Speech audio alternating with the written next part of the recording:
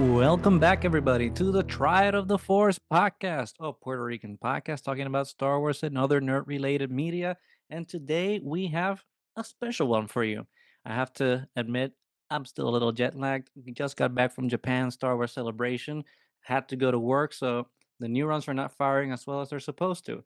But never mind that, because tonight, on Tuesday, is officially the release of Andor Season 2, the first arc, the first 3 episodes, and we're excited. Now, we haven't done our reviews yet. We'll do that with special guests, which we'll record tomorrow, Wednesday, or today for everyone that's listening. So stay tuned for that. But before we get going, we'd like to do a soft launch of our Andor coverage with some very special interviews that we got to do. While I was over in Japan, we had the opportunity to not only watch the full season of Andor, but we had the opportunity to be invited at some roundtable interviews. And this is something that was really, really special to me and for us, and something that was a little complicated to do while in Japan, I will admit. The time difference was like 12 or 13 hours, so it was a little tough in terms of scheduling, a little tough in terms of like being awake for them, but we couldn't miss out on those because we just had to do it. We loved Andor season 1, and we're so excited for season 2, and we can't wait to discuss it and see what everyone thinks about it. But as I was saying, we got the opportunity to do a couple of roundtable interviews. They were 3 interviews in pairs. The first one was with the creator and showrunner of Andor season 1 and 2, Mr. Tony Gilroy, along with Mon Mothma herself, Genevieve O'Reilly. The second interview was with the dynamic duo of Denise Gough and Cal Soller, Dedra and Syril. And finally, last but not least, the Space Puppies and the Space Mummies will love this. Diego Luna and Adria Arjona, our Cassian, our Bix, to round everything off. Like always, this is always an opportunity that's extremely special to us, especially for a show that means so much to us, that speaks so loudly about not just everything we love about Star Wars, but everything that Star Wars has to say about the world we have lived in, the world we're going through, and the world that unfortunately we might live in the future, in a decade, 2 decades, who knows? But these were very poignant interviews that help contextualize the meaning and themes of the show. We were joined by friends such as Holly Frey, Children of the Watch, Skytalkers, and so on, in like these very intimate interviews that, while short, I think the impact of everything that all these creators and actors had to say is pretty amazing and spot on, and hopefully set the stage for everyone that's listening for what we have in store tonight and for the rest of the 4 weeks that we'll be reliving the Andor world with Cassian and Luthen and Mon Mothma and the rest of the gang. So, without further ado, please enjoy these roundtable interviews. Hey guys, I just got to say, Andor is absolutely incredible. And thank you so much for making it. It is truly something special. My first question is to Tony. And Tony, Andor is full of deep cut references, from Luthen's line about the Rakatan invaders to all the artifacts in his gallery. How do you and the writing team approach those choices? You know, we take it to a certain level, but the things you're mentioning in the gallery, that's all driven by the art department, and you know, our team is a pretty healthy combination of people who came on knowing nothing about Star Wars whatsoever, and a really deep bench of stone cold geeks. And you know, whenever we give an opportunity, you know, I mean, let the geek flag fly, man. You know, so they put all that stuff in the gallery, and you know, we reap the benefit of it. Hi, I'm Holly Fry from Full of Sith. This has obviously been, I mean, I echo the sentiment of like, holy wow. But this has obviously been a huge part of your life for the last several years. And Tony, obviously it's your baby and you have really expanded Star Wars lore. Genevieve, you've taken a character we knew nothing about and made her complex and nuanced and really iconic. But this is something that you don't own. It goes on, and there could be other people that take these characters and ideas and play with them and do their own thing. I'm curious for each of you, what is the request and advice you would make to those creatives? I mean, that's hard. Creatives must create. It becomes someone else's story to tell. I don't know how you Yeah, I feel mean, about that. yeah, I mean, it is a difficult question to answer. You're absolutely right. As much as you make, you never have ownership here. You know, you really don't. And I think that part of that sounds sad, but the other part of it means that you have to come at it with respect all the way through and make sure that you're taking care of the property. You know, you want to leave it better than you found it.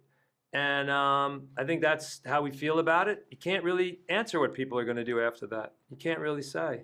Hi, Genevieve and Tony. I'm Gustavo from Triad of the Force, and I want to also echo the sentiments of everybody because Andor means a lot to me. Season 1 was amazing, and it's an experience of watching that I truly hold dear, and Season 2 has been such a blessing to also be able to watch. And my question is for both of you, and it has to do with normalcy, because one of the things that I thought was very interesting about Season 2 was how it frames life in a post-war and fascist government, but how somehow life still continues. And there's lots of scenes, especially with Mon, and how she has to prepare festivities and be in celebrations and carry on a normal life. And I wonder, you know, we could have framed this show and just focused on the rebellious aspects of it and, you know, and how we're fighting the Empire. But I thought it was so interesting to take a point to be like, hey, life continues and there's this new normal in this. And somehow that reframes how we're fighting the Empire. And I just wanted to see your opinions, both of your opinions, on how this helps frame the themes of the show in terms of rebellion and revolution. Well, there's just such an infinite variety of experience going on all the time. I mean, you know, she's back at the embassy and Vel's off doing Aldani, and you know, people are dying in Gorman, and Davos Skulden's having a party. You know, I mean, thus as it ever was. You know, we're trying to. The opportunity here was to make a once in a lifetime opportunity to write an epic novel about revolution. Who's ever going to ask me to do that ever again? That will never happen with these resources and this framework. And so if you're going to do it, you want to get it all in there. It would be really a shame to have just some monochromatic version of it. You want absolutely everything you can possibly get in without having people feel that you're hitting them over the head with it. So, I mean, yeah, it's just, you want the full spectrum of experience in wartime. And you get that. You get, like, even if you think about, those first 3 episodes, if you think about the different characters and where they are. I mean, for me as an actor, I'm dropped into the middle of a wedding, deep cultural celebration. But at other times, you have, at exactly the same time, you have pretty horrific things going on. So it's really kind of cross sections of one moment in different places. So it's very effective at telling the story that, you know, But nothing's free. I mean, if the wedding is infected by the rebellion, Davos Skulden's party is absolutely affected by the rebellion. I mean, it's all, yeah, it's a different vibe, but like, wow, everything's leaking everywhere now. Yeah, I mean, and that empire is always present. Yeah. Hey, I'm Mac with Children of the Watch. Genevieve, Mon Mothma, between her family, her public position as an imperial senator, the secret work she's doing for the rebellion. Mon Mothma is a character who has to present herself in a lot of different ways to a lot of different people at a lot of different times. You pulled this off wonderfully, but are there any challenges that come with keeping all those different threads straight? I think she's really effective diplomat. She's really, she's a model of composure.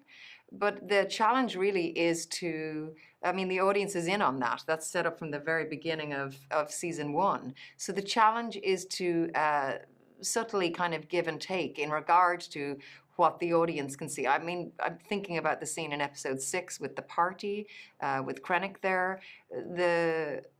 The challenge there is to be delicate, because she can't drop the mask in any way. Because if she drops the mask, then she's out. She's ineffective. She's ineffective to the rebellion. She's completely ineffective.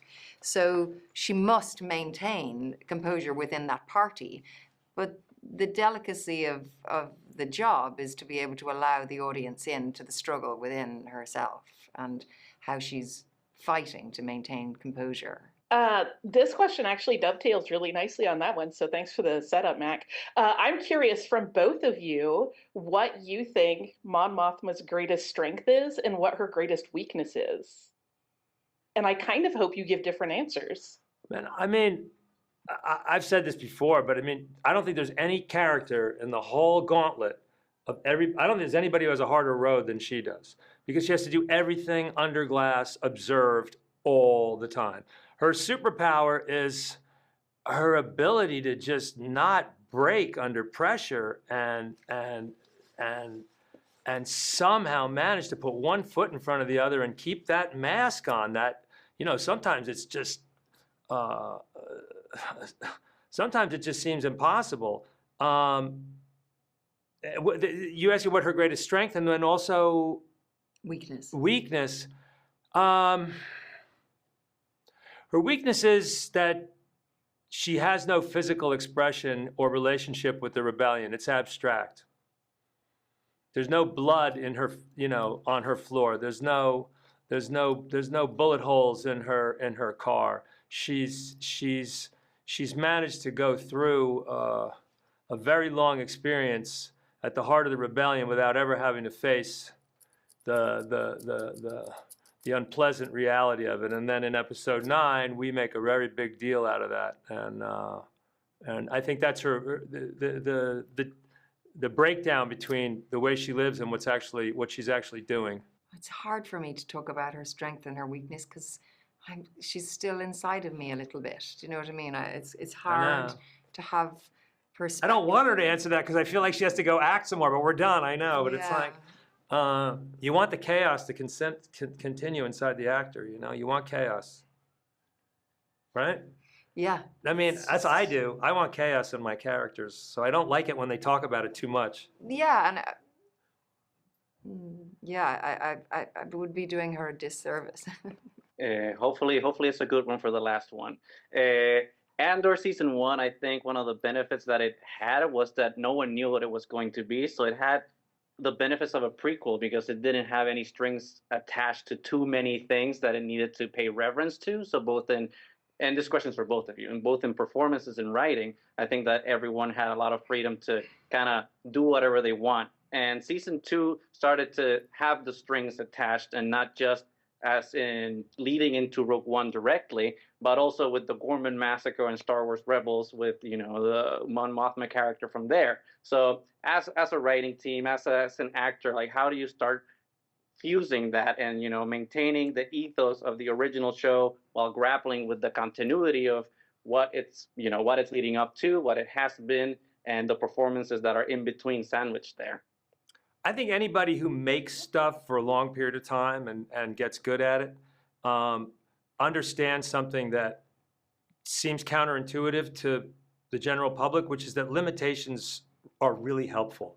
Problems are really helpful. Knowing where we're ending is the only reason that the show is any good. And having the Gorman Massacre on the calendar, even in this crippled sense, we knew we could do housekeeping and clean up how it was going to work, but having that there is something to navigate towards. And these things that you might be saying, oh, do you feel handcuffed by the structure? It's exactly the opposite. It's freeing, it's liberating to have all that and to work around it. Yeah, and I would agree with that in regard to character, because actually the structure of this series, this season, that each 3 episodes we jump a year, allows or requires a specificity of performance, which means you mustn't have any alert or radio frequency in regard to where the character is going or where the character was 5 years ago or what was happened before in another piece, because you must be dialed in to a specificity of that moment, really detailed moments in their lives every 3 episodes, because they're only over 3 days, 3 or 4 days each one. So it's this tiny little laser moment. and you're all in as a performer. So the rest is just, that's kind of white noise. The job is The moment. the moment, yeah. Hey, I'm Mac from Children of the Watch. Thank you both so much for your time today. So our first question is going to be for Kyle. Season 2 of Andor has some of the most humorous moments of the entire show, I think, and Syril is involved in a lot of those. Is there any kind of challenge associated with the balancing the humorous side of Syril to the darker, more obsessive side? Is there a challenge? No. No. No, I think one of the gifts of Syril is just what Tony created. It was always there. Yeah, but you do unintentionally funny things in there, though. There's things that you're like, that wasn't even in the script. That's just pure Kyle. That's Kyle Soller getting involved. I maybe okay. So maybe that also is another gift from Tony, because he gave us a lot of freedom. Yeah. And he gave us a lot of responsibility. You know, he at the beginning of each season, he's like, you know, we got these directors coming in, and you're gonna have to keep your through line. You're gonna have to do your thing, and I'm here whenever you need me. And he was very, Yeah, very present, really was. and would answer any question you wanted to know. But ultimately, that freedom allows us to be playful, which was so needed, especially in this second season. As you're setting everything up in the first 3 episodes before it goes into the pressure cooker. I always I love looking for those juxtapositions, those little moments where a character kind of surprises you with being a little bit funny or something. I think it makes Syril more human. Not that I'm desperate for people to like him at all. I just think he's I see him as a funny guy. Yeah, but it's a Kyle thing, though. Like, he did things that you think a lesser actor just wouldn't even know that that's available. I mean, it's just brilliant. The cutting, his knife cutting was so intense. He's chopping everything. His eating the dessert was so intense. The line, yeah, there's a lot of funny things. Full of Sith. That's so good. so good. You are full of Sith. Yes, absolutely. Thank you both for being here. I want to ask about the physicality of the roles. Like, both of you, right here now feel very relaxed, but We're not. in the show, both of you are ramrods straight and frown the entire time, just about. And I'm wondering about the difficulties of maintaining that, or just what that's like playing such miserable people in Star Wars. I think Dedra's really happy. It was very helpful for me when Ben Karen suggested that Dedra just put her arms behind her back.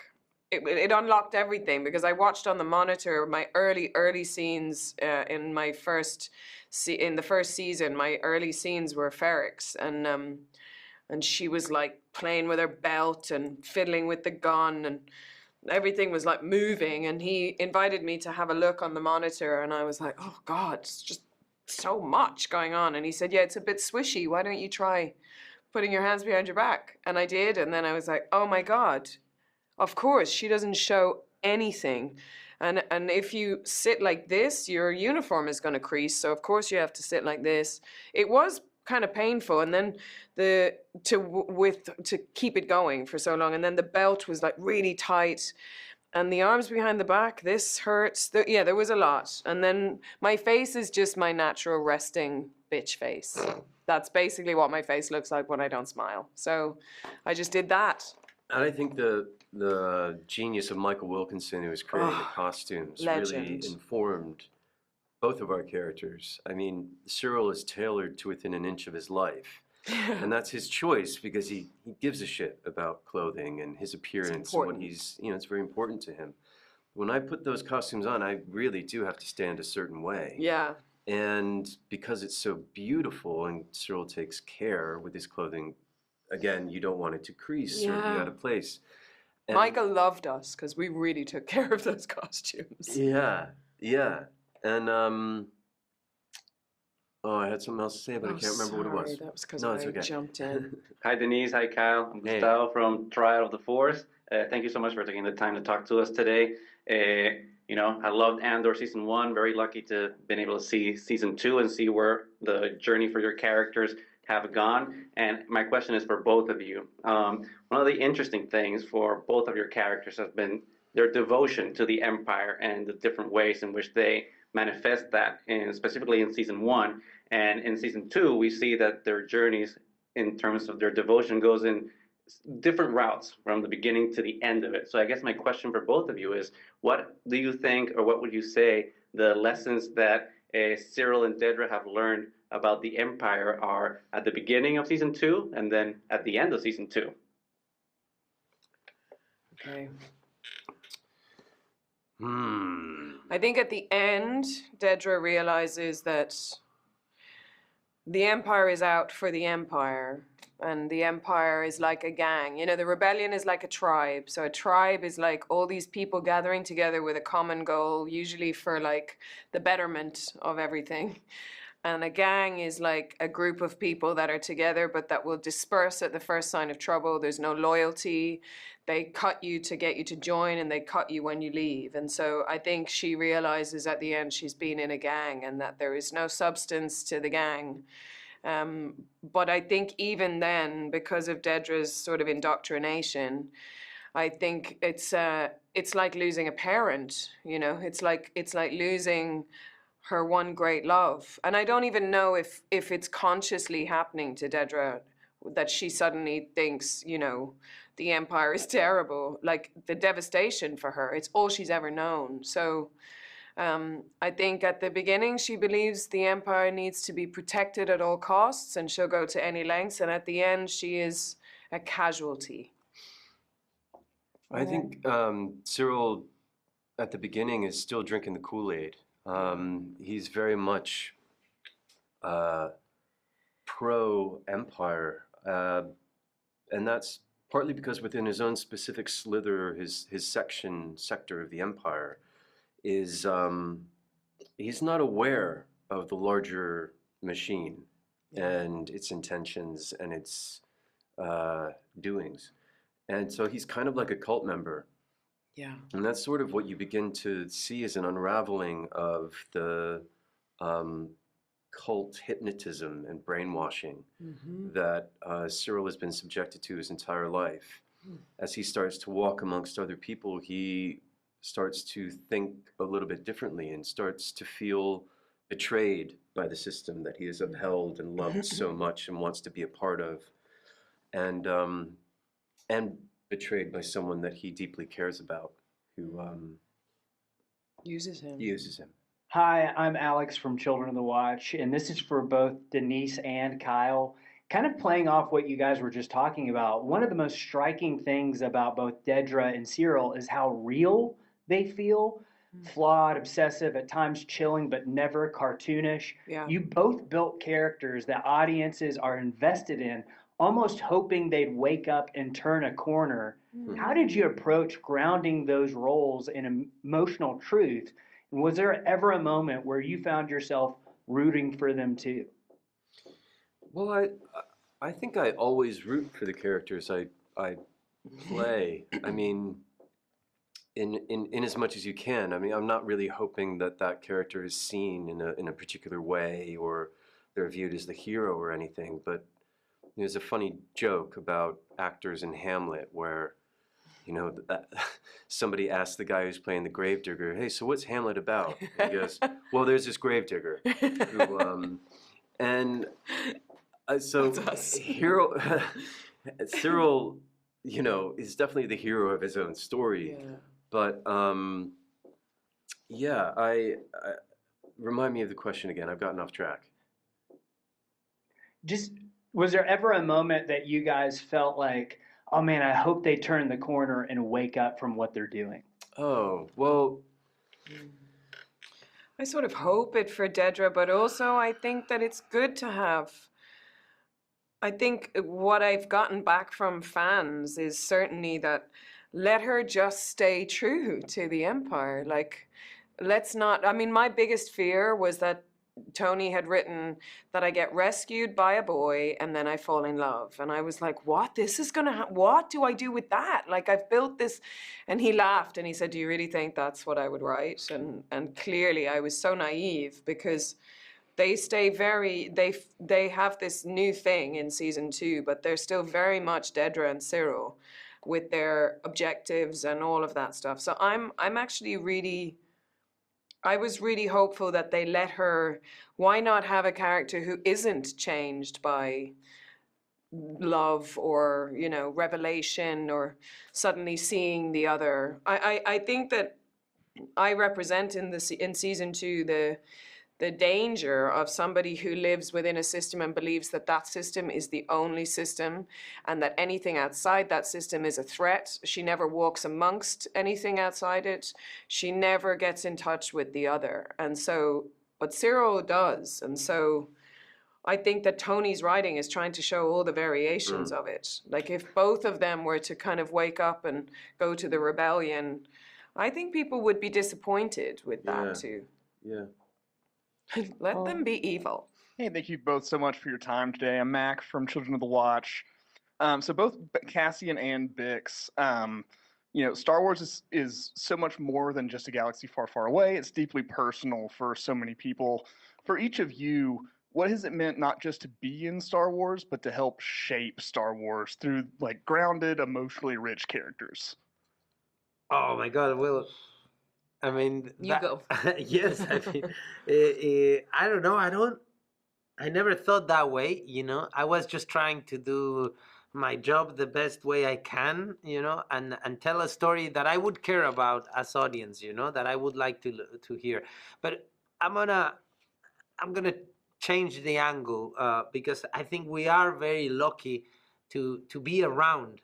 You know, these days. I think the decision made in Lucasfilm and Disney 10 years ago, when they decided to do Rogue One and do a film that was going to be different, that it was meant to be different, you know, that was going to explore the life of characters that you normally don't pay too much attention in the universe of Star Wars, but that are crucial part of the story, you know. I think that was bold, that was fantastic, and as audience I go like, damn, more of that, please. And to be around in this time when Star Wars is paying attention to these stories is wonderful, because we had the opportunity to do something very different in a universe that means a lot to me, you know. Question for both of you. This film, I think of it as films. It feels like four different films, but the same film almost with season 2.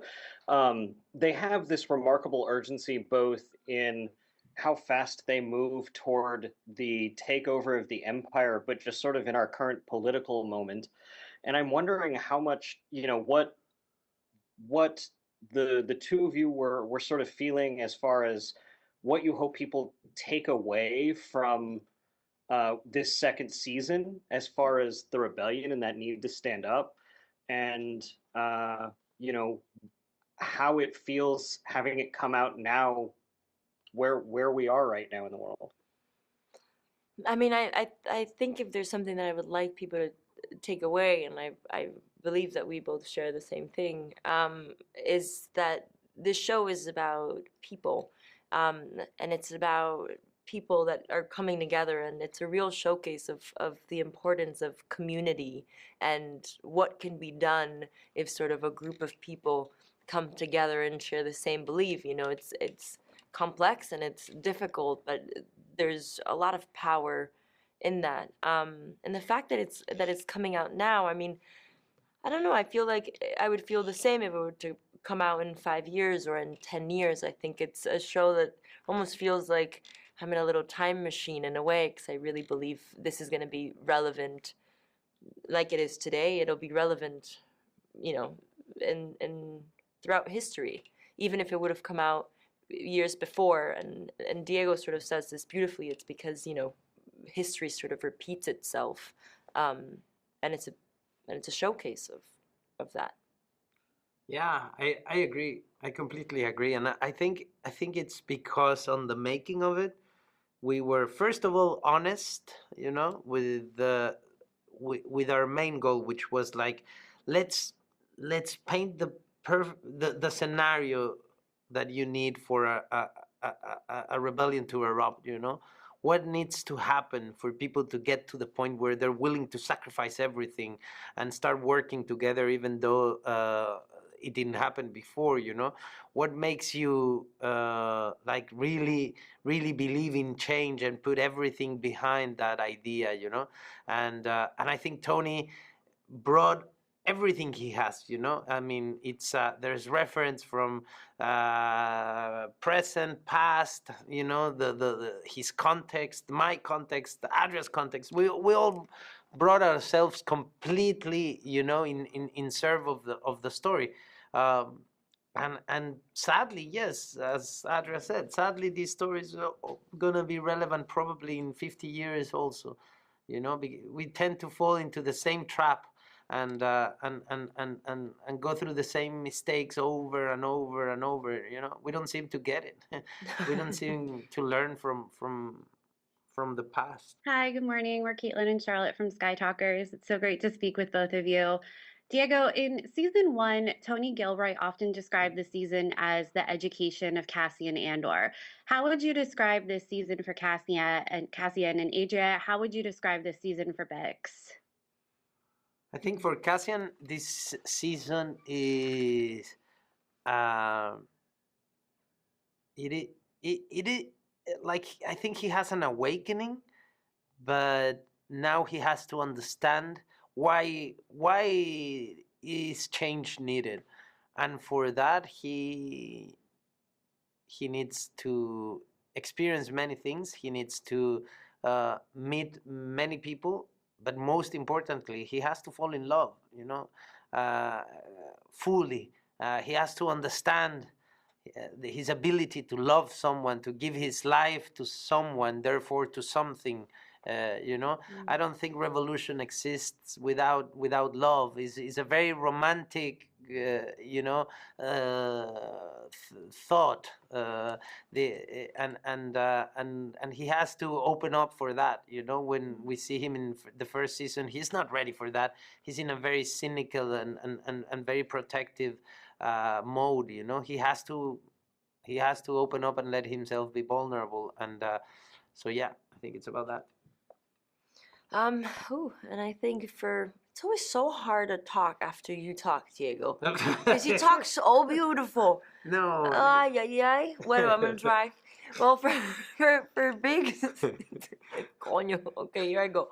For Biggs, I think it's a little bit of rebuilding. She sort of has to come back to herself and who she is after what happened to her with Dr. Gorst, or what Dr. Gorst does to her. There's a lot she has to sort of heal and go through. But in the middle of it, you know, she, like Diego said, they fall in love and understand what love is. And Bix, I think, for the first time, understands what home really is. She maybe had the idea that Ferrix was everything to her, and I really believe that you know, maybe Marva is, but Bix is on the second hand of Marva. She's the most Ferrixian woman there is.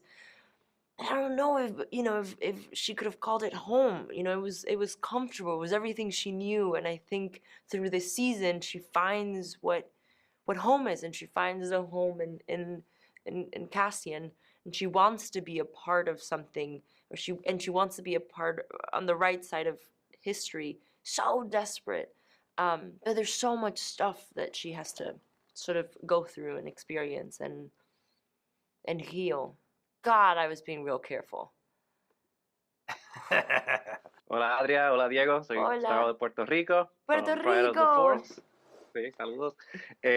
So my question is a little similar to Skytalkers over here, but so I'm gonna retool it a little bit, because as we've seen Bix and Cassian's journey in season 1, kind of discovering what rebellion and revolution means to them, we see that journey continue in season 2. And I think one of the most beautiful things in season 1 was all these manifestos and statements that we've seen different characters do about what rebellion and revolution means to them, and that continues in season 2. But I'm curious to see how, since this journey has changed both of your characters in what that means to them, if there was a manifesto that Cassian could make and there was a manifesto that Bix could make, what would those be?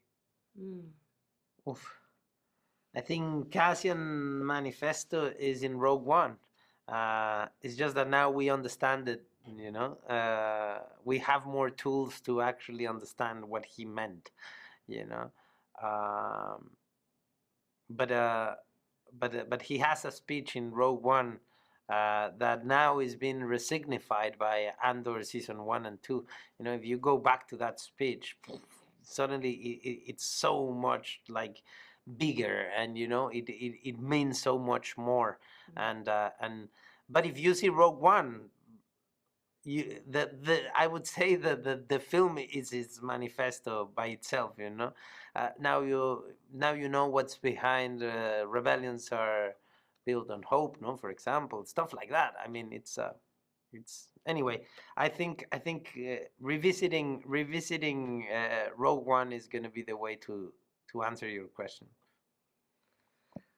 Oh man, and I really, that was a tricky one for me, to answer without getting in trouble, right? I think for Bix, you're gonna have to watch season 2 to really understand her manifesto. There definitely is one. I'm sorry. That's like so lame. But Hey guys, I'm Alex from Children to Watch, and this one's for Diego. Diego, as your time in Star Wars winds down, unfortunately, I mean, you've been incredible, both of you have. You've mentioned before that you were always fascinated by Jabba the Hutt.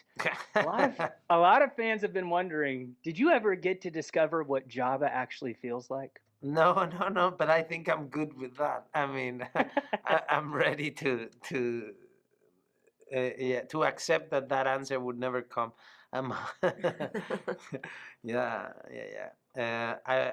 No one briefed me enough at the beginning.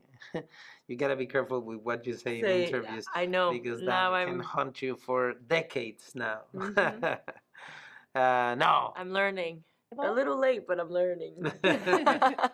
Thank you. Thank you so much. Thank you so much. Bye. Thank you so much for your time. Season 2 is fantastic. Thanks. Thank you. Thanks for watching, Bye. and thanks for the interviews. Now that those interviews are done, I hope that everyone really enjoyed them. I hope that they're getting you ready for what's coming with Andor season 2. I know that most of you, if not everybody, have now been able to watch the first 3 episodes, which I hope everyone enjoyed. I know that for me, these 3 episodes, and it's a mild review, which we'll discuss later in more detail with Nani and the rest of the gang that we have invited to come on. This was my least favorite of the 4 arcs, and that's not to say that it was bad, but now in hindsight, this is definitely the match that starts the powder keg. So if you like this, it's only gonna get better. But I don't want to ruin anything. I don't want to spoil anything, and I don't want to keep your time up. Your time is precious, and we want you to continue and be excited for Andor and keep discussing it. Hopefully, this has ignited your appetite for more of these stories, for more of these interviews, and hopefully keep you more engaged and excited for what's to come in Andor season 2. But with that, stay tuned for more coverage of Andor here on Triad of the Force. We hope you enjoyed everything you listened to. Once again, thank you to all the wonderful guests that were part of this roundtable alongside us. And stay tuned, because we're going to keep covering Andor. We're going to keep talking more Star Wars. And, you know, hopefully we do an episode where we recap a little bit Star Wars Celebration in Japan in general. So please stay tuned for that. But until then, have a great day, and may the Force be with you.